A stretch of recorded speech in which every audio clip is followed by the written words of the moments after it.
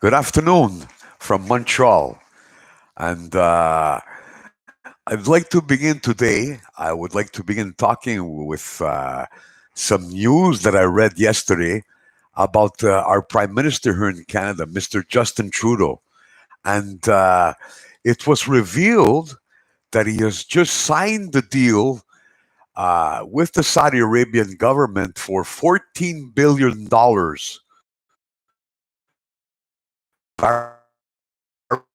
various arms. I mean, I've always supported the Saudi government. They've given them various military equipment to engage in their deadly conflicts. And I mean, Saudi Arabia is a country. Let's look at it. Let's look at the facts of what has happened in Yemen. The conflict in Yemen has been going on for a very long time now, and the Saudi government has continuously bombarded the civilians in Yemen, and to the point that 3 million civilians have had to flee Syria, flee from the conditions that exist in Syria. So I say to our prime minister, isn't isn't it time that you cut your suffering to this demonic what kind of a country is that? What kind of a government is that? A government which still till this day will whip people, will give lashes, 50 to 100 lashes to people in the public square. I mean, is this a government that we should be supporting? I don't think so.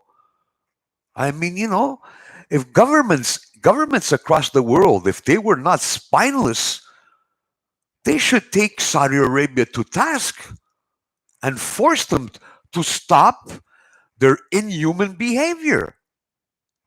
But maybe we're going to go on to another subject now, more in concern with the virus. I was reading a statistic today that the number of unemployed is 30.6 million.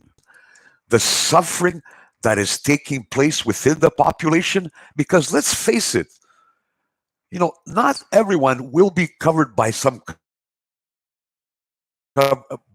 type of government assistance.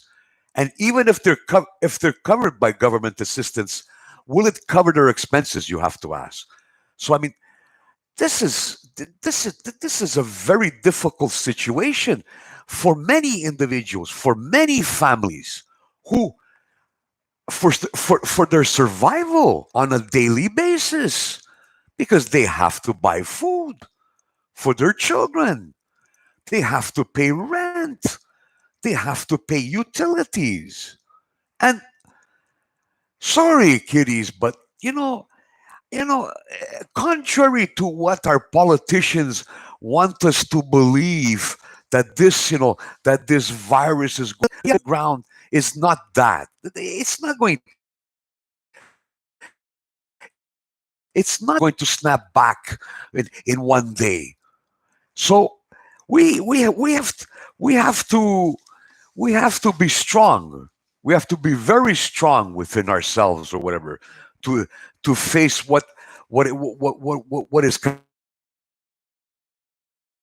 coming up in that way. And you know, talking about the virus again, we have a doctor, a top doctor